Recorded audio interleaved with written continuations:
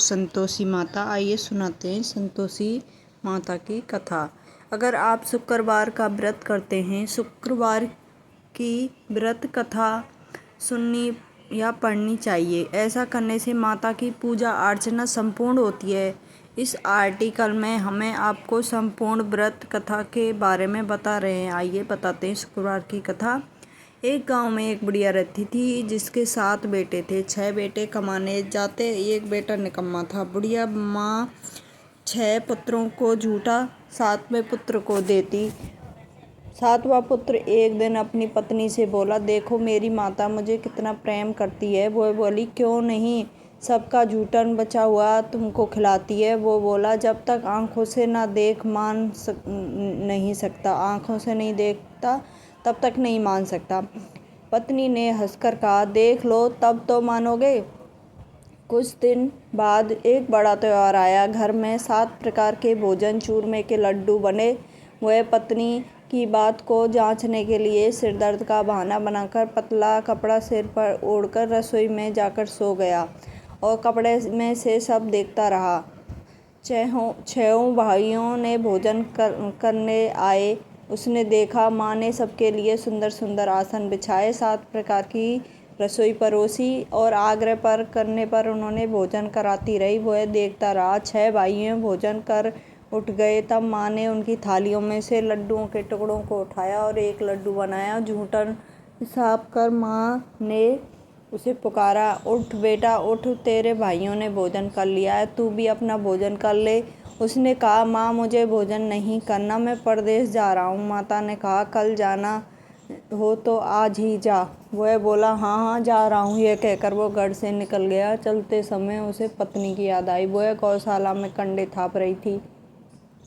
वहाँ जाकर वह बोला, मेरे पास तो कुछ भी नहीं है, यह अंगूठी है, सो ले लो, अपनी कोई निशानी मुझे दे दो। वह बोली, मेरे पास क्या है, यह गोबर भरा हाथ है। यह कहकर पत्नी ने अपनी उसकी पीठ पर गोबर की थाप मार दी। वह चल दिया। चलते चलते दूसरे देश में पहुंचा। वहाँ एक साहूकार की दुकान थी। वह जाकर बोला, सेठ जी मुझे नौकरी पर रख लो। साहूकार को नौकर की सख्त ज़रूरत थी। साहूकार ने कहा, क्या देखकर तनख्वाह मिलेगी? उसने कहा, सेठ जी जैसा आप ठीक समझें। उसे साहूकार के यहाँ नौकरी मिल गई। वह वहाँ दिन रात काम करने लगा। कुछ दिन में दुकान का लेन देन, हिसाब किताब, ग्राहकों को माल बेचना, सारा काम करने लगा। साहूकार के 7-8 नौकर थे। वे सब चक्कर खाने लगे, लेकिन उसे अपनी लगन, परिश्रम और ईमानदारी से सभी को पीछे छोड़ दिया। उसने अपने किए का फल मिला। सेठ ने भी उसका काम देखकर 3 महीने में ही उसके मुनाफे में साझेदारी बना लिया। परिश्रम करते करते 12 वर्ष में ही वह नगर का नामी सेठ बन गया। सेठ अपना सारा कारोबार उस पर छोड़कर बाहर चला गया। इधर उसकी पत्नी पर क्या बीतती वह सुने। सास ससुर उसे देख दुख देने लगे। गृहस्थी का काम करवा कर उसे लकड़ी लेने जंगल में भेजते। इस बीच घर की रोटी के आटे से भी भूसी निकलती, उसे रोटी बनाकर रख दी जाती। फूटे नारियल की नरेली में पानी दिया जाता। इस तरह दिन बीतते रहे। एक दिन जब वह जंगल में लकड़ी लेने जा रही थी, तब उसे रास्ते में बहुत सी स्त्रियां संतोषी माता का व्रत करती हुई दिखाई दी। वहाँ खड़ी होकर पूछने लगी, बहनों ये तुम किस देवता का व्रत करती हो और इसके करने से क्या फल मिलता है? इस व्रत के करने की विधि क्या है? यह तुम अपने इस व्रत का विधान मुझे समझाकर कहोगी, मैं तुम्हारा बड़ा एहसान मानूंगी। उनमें से एक स्त्री बोली, सुनो, यह संतोषी माता का व्रत है। इसको करने से निर्धन दरिद्रा का नाश होता है, लक्ष्मी आती है, मन की चिंताएं दूर होती है, मन को प्रसन्नता और शांति मिलती है, निपुति को पुत्र मिलता है, प्रीतम बाहर गया हो तो शीघ्र ही लौट आता है, कुंवारी कन्या को मन पसंदा वर मिलता है, चलता मुकदमा खत्म हो जाता है, कलेश की निवृत्ति हो जाती है, सुख शांति होती है, घर में धन जमा हुआ ज़्यादा लाभ होता है और मन में जो भी कुछ कामना हो संतोषी माता उसकी पूरी मनोकामना पूर्ण करती है। वह पूछने लगी, यह व्रत कैसे किया जाता है, यह भी बता दो, बड़ी कृपा होगी। वह स्त्री कहने लगी, बिना परेशानी, श्रद्धा और प्रेम से जितना भी बन सके प्रसाद लेना। 5.25 पैसे से 5.25 आने तक, इससे भी ज़्यादा शक्ति भक्ति के अनुसार गुड़ और चना ले। हर शुक्र को नहाकर कथा कहना सुनना, इसके ओम बीच कम नहीं टूटे।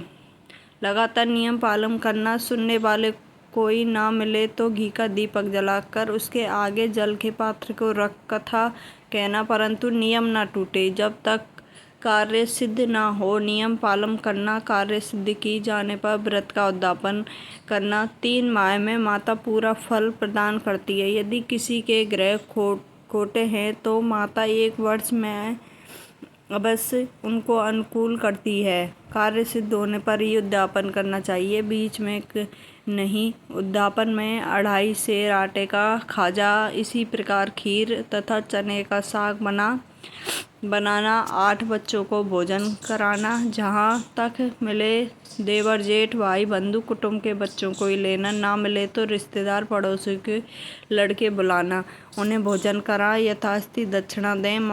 माता का नियम पूरा करना। ध्यान रखना, जिस दिन घर में कोई खटाई ना खाए, यह सुनकर वह वहाँ से चल दी। रास्ते में लकड़ी के बोझ को बेच दिया।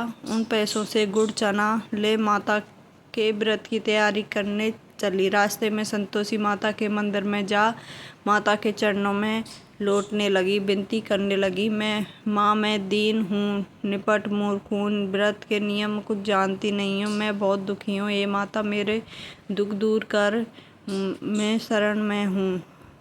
माता को दया आई। एक शुक्रवार बीता कि दूसरे शुक्रवार को ही उसके पति का पत्र आया। तीसरे शुक्रवार को उसको भेजा हुआ पैसा आया। ये देखकर जेठानी मुंह सिकोड़ने लगी, इतने दिनों बाद इतना पैसा आया, इसमें क्या बड़ाई है। इसके ताने देने लगी। काकी के पास अब पत्र आने लगे, रुपया आने लगा। अब तो काकी की खातिर बढ़ेगी, अब तो काकी बुलाने में नहीं बोलेगी। बेचारी सरलता से कहती, भैया पत्र आए, रुपये आए, हम सबके लिए अच्छा है। ऐसा कहकर आंखों में आंसू भरकर संतोषी माता के मंदिर में जाकर मातेश्वरी के चरणों में गिरकर रोने लगी। माँ, मैंने तुमसे पैसा नहीं मांगा, मैंने पैसों से क्या काम, मुझे तो अपने सुहाग से काम है, मैं तो अपने स्वामी के दर्शन और सेवा मांगती हूँ। तब माता ने प्रसन्न होकर, जा बेटी, तेरा स्वामी जल्दी ही आएगा। यह खुशी से बावली होकर वह घर आकर काम करने लगी। संतोषी माँ विचार करने लगी, इस भोली पुत्री से मैंने कह तो दिया है पर कि तेरे पति शीघ्र आएगा, पर आएगा कहाँ से, वह तो इसे स्वप्न में भी याद नहीं करता, उसे इसकी याद दिलाने में मुझे ही जाना पड़ेगा। संतोषी माता ने उस बुढ़िया के बेटे के स्वप्न में समझाया, पुत्र, तेरी घरवाली कष्ट उठा रही है। यह बोला, हे माता, यह मुझे भी मालूम है, परंतु क्या करूं, वहाँ कैसे जाऊं, परदेश की बात है, लेन देन का सारा हिसाब किताब है, कोई जाने का रास्ता नज़र नहीं आता। अगर आप ही कोई राय दिखाएं तो मैं वहाँ कैसे जाऊं। माँ कहने लगी, सवेरे नहा धोकर संतोषी माता का नाम ले, घी का दीपक जलाकर दंडवत कर और दुकान पर जा बैठना। देखते देखते तेरा लेन देन चुक जाएगा। जमा माल बिका हुआ सांझा होते हुए ढेर लग जाएगा। वह अगले दिन सुबह बहुत जल्दी उठा।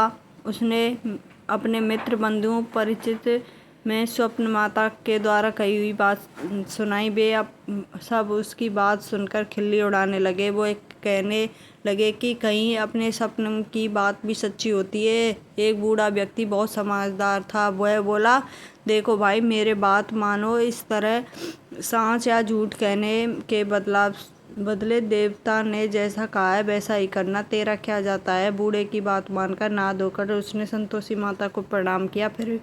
फिर भी दीपक जलाकर दुकान पर जा बैठा। शाम तक ढेर धन का ढेर लग गया। वह हैरान हुआ, मन में संतोषी माता का नाम ले प्रसन्न हो घर जाने के रास्ते गहना, कपड़ा और सामान खरीदने लगा।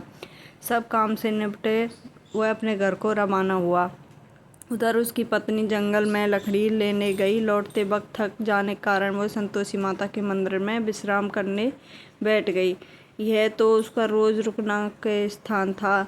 धूल उड़ती देख उसने माता पूछा, हे माता, यह धूल कैसी उड़ रही है?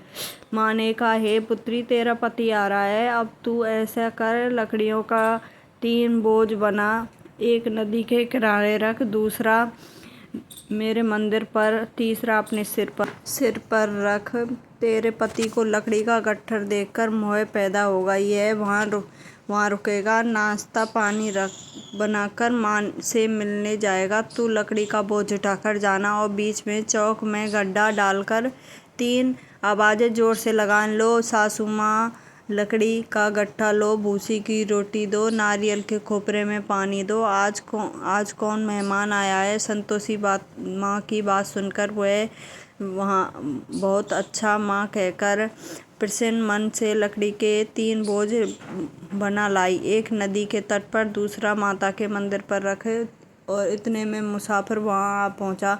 सूखी लकड़ी देखकर उसको इच्छा हुई कि वह यहीं विश्राम कर ले, भोजन बनाकर खा पीकर गांव चले। इस प्रकार भोजन कर विश्राम कर अपने गांव में आ गया। इसी समय बहू सिर पर लकड़ी का गट्ठे लिए आई। उसने गट्ठे को आंगन में डाला, जोर से 3 आवाज लगा दी, लो सासू जी लकड़ी का गट्ठा लो, भूसी की रोटी दो, नारियल के खोपरे में पानी दो। आज कौन मेहमान आया है? यह सुनकर सास ने अपने दिए हुए कष्टों को भुलाने के लिए कहा, बहू तू ऐसा क्यों कहती है? तेरे मालिक ही तो आया है। बैठ, मीठा भात खाकर गहने कपड़े पहन। पत्नी की आवाज़ सुनकर उसका स्वामी बाहर आया और उसके हाथ में अंगूठी देखकर व्याकुल हो गया। उसने माँ से पूछा, माँ यह कौन है? माँ बोली, बेटा तेरी पत्नी है। आज 12 वर्ष हो गए हैं जब से तू गया है। सारे गांव में जानवरों की तरह भटकती फिरती है, काम काज कुछ करती नहीं है, हर समय आकर खा जाती है। अब मुझे देखकर भूसे की रोटी और नारियल के खोपरे में पानी मांगती है। वो बोला, माँ मैंने इसे भी देखा है और तुम्हें भी। मुझे दूसरों घर की चाबी दो, मैं उसमें रहूँगा। ठीक है बेटा, तेरी जैसी मर्जी है, कहकर माँ ने चाबी का गुच्छा बेटे को सामने रख दिया। उसने दूसरों घर को खोलकर सारा सामान जमाया। एक ही दिन में वहाँ राजा के महल में जैसे ठाठ बाट बन गया। वह अब क्या था, वह सुख भोगने लगी। अगले शुक्रवार उसने पति से कहा, मुझे संतोषी माता का उद्यापन करना है। पति बोला, बहुत अच्छा, खुशी से कर लो। वह उद्यापन की तैयारी करने लगी। जेठ के लड़कों को भोजन के लिए कहने लगी।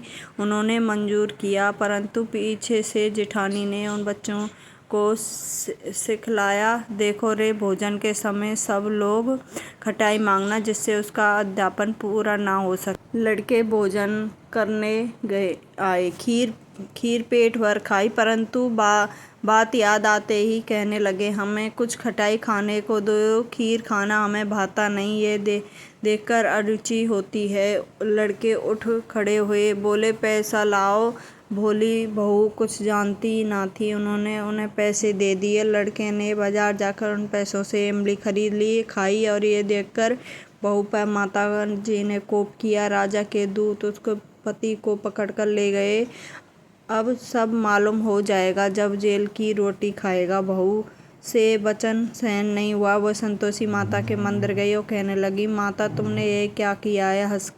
हंसाकर क्यों रुलाने लगी? माता बोली, पुत्री तूने मेरा व्रत भंग किया है, इतने जल्दी सब बातें भुला दी। वह बोली, माता भूली तो नहीं हूँ, ना ही कोई अपराध किया है, मुझे तो लड़कों ने भूल डाल दी, मुझे क्षमा करो। माँ बोली, ऐसी भूल कहीं नहीं होती है, यह कहकर कोई भूल नहीं होगी। अब बताओ मेरे पति कैसे आएगा। माँ बोली, पुत्री जा, तेरा पति तुझे रास्ते में ही आता मिलेगा। वह मंदिर से निकलकर बाहर आई तो रास्ते में उसने अपने पति को आता हुआ मिला। उसने पूछा, वहाँ कहाँ गए थे। वह बोला, इतना धन जो कमाया था उसका राजा ने टैक्स वह भरने गया था। वह प्रसन्न होकर बोली, भला हुआ, अब घर चलो, फिर अगले शुक्रवार आएगा। वह बोली, मुझे माता का उद्यापन करना है। पति ने कहा, ठीक है, करो। पर फिर जेठ के लड़कों से भोजन कराने को कहने गई। जेठानी ने लड़कों को सिखा दिया कि तुम पहले की तरह खटाई मांगना।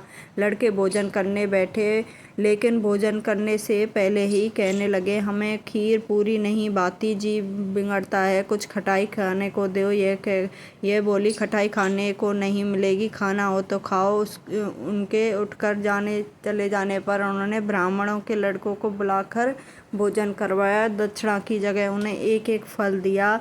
इससे संतोषी माता प्रसन्न हो गई। माता की कृपा से 9 माह बाद उसके चंद्रमा के समान एक पुत्र पैदा हुआ। पुत्र को लेकर वह प्रतिदिन संतोषी माता के मंदिर जाने लगी। माँ ने सोचा कि यह रोज आती है, आज क्यों ना मैं इस घर चलूं, इसका आसरा देखूं तो सही है। विचार कर माता ने भयानक रूप बनाया। गुड़ और चने से सना हुआ, ऊपर से मुंह के समान होठ, उस पर मक्खियां भिनभिनाती रहीं। दहलीज पर पैर रखते ही उसकी सास चलाई, देखो रे, कोई चुड़ैल डायनी चली आई है, इसे रही, इसको भगाओ, ये नहीं तो सबको खा जाएगी। वह रोशनदान से देख रही थी। वह प्रसन्न हो उठी, आज तो मेरे माता मेरे घर आई है। यह कहकर दूध पीते हुए बच्चे को गोद उतार दिया और उसकी इस पर सास क्रोध में भरकर बोली, अरे राण, इसे देखकर कैसी उतावली हुई है, जो बच्चों को पटक दिया। इतने में माँ के प्रताप से जहाँ देखा वहाँ लड़के नजर आने लगे। यह बोली, माँ, मैं जिनका व्रत करती हूँ वह ये संतोषी माता है। इतना कहकर उसने झट से घर के सारे किवाड़ खोल दिए। सबने माता के चरण पकड़ लिए और विनती कर कहने लगे, हे माता, हम मूर्ख हैं, अज्ञानी हैं, तुम्हारा व्रत की विधि हम नहीं जानते, तुम्हारा व्रत भंग कर हमने अपराध किया है। हे माता, आप हमारे अपराधों को क्षमा करो। इस प्रकार बार बार कहने पर संतोषी माता प्रसन्न हुई। उसके बाद उसकी सास कहने लगी, हे माता, संतोषी माता, अपनी बहुओं को जैसा फल दिया वैसा सबको देना। जो ये कथा सुने और पढ़े उनका मनोरथ पूर्ण करना। जय हो संतोषी माता, सब पे कृपा बरसाए रखना। जय हो माँ।